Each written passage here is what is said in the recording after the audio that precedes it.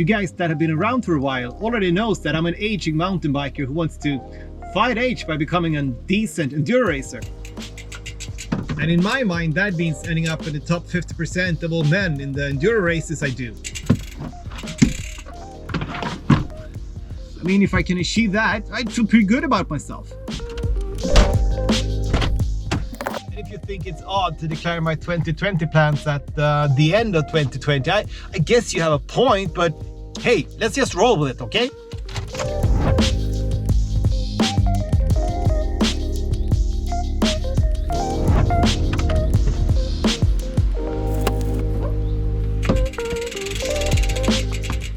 At the end of 2018, things were looking bright for me. I actually finished the last 4 races of 2018 in the top 50%. But 2018 became a much darker season. I actually didn't manage to get one single top 50% during all 2019. And my average was like top 69%. That was far off from it. Dark season. I tried to analyze why 2019 turned into such a bad season. And I really hope that it's just not because I'm getting too old.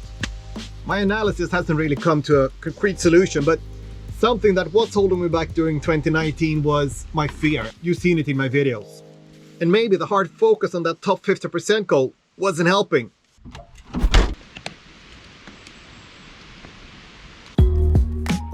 I mean, I've been very open and public about my top 50% goal. And I think pressure was adding up as it started feeling more and more embarrassing to fail in every race. And I think it might have taken the fun out of racing, which increased my fear as I didn't think of features as interesting things to defeat, but rather stuff that I had to do fast not to fail my goals and get even more embarrassed. And all this was probably fueled by the fear of becoming older and having reached a point in life where I was afraid it was just game over.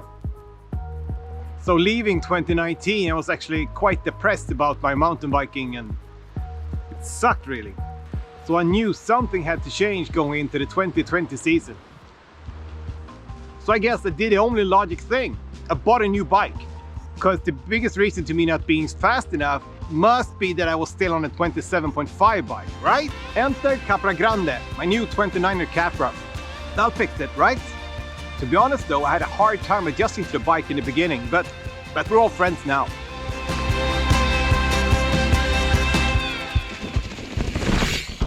To be serious though, the big change was to leave result-oriented goals, which are goals you can't really control, and moving towards process-oriented goals. So my goal for the 2020 season would not be to get the top 50%, the goal would be to succeed with my training. And having a full-time job and family with 4 kids, I knew I had to be smart with how I invested my training time.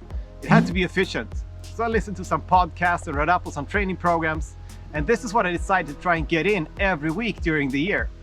Well, to be honest, I started this training routine in May. I would do 1 day of interval training, 1 day of skills training like corners and stuff like that. I would do 2 days of strength training, and to keep it efficient I would do like 30-minute sessions at home with belts and bands. And I would do 2 days of stretching, only like 15 minutes, but to get some stretching in. And then to finish it up I would do a race day simulation, meaning getting out into the forest for like 3-4 hours, pedaling between some downhill runs and trying to be as fast as possible on them.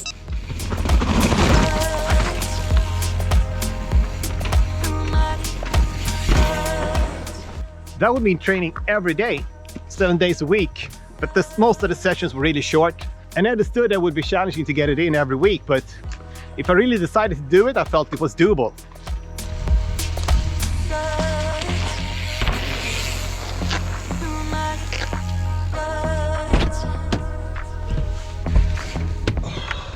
I couldn't just fully skip having a result-oriented goal though.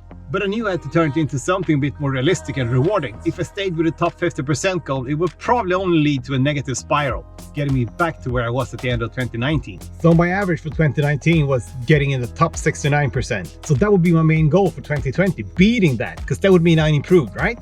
To make it even more interesting though, I decided to split it into a bronze, a silver and a gold medal. So if I'm better than the top 69%, I will get the bronze medal. And it's a win because it's improving since last season. But if I beat top 60%, that would earn me a silver medal. And if I would get into that top 50%, that would get me a gold medal. So I think that will become a much more positive, result-oriented goal. It's important though that as long as I get a medal, it's a win, right? And that this result-oriented goal is second to my process-oriented goal of just doing my training. Now I'm only afraid that all this structure will lead to even more embarrassment if I don't reach my goals. Come on.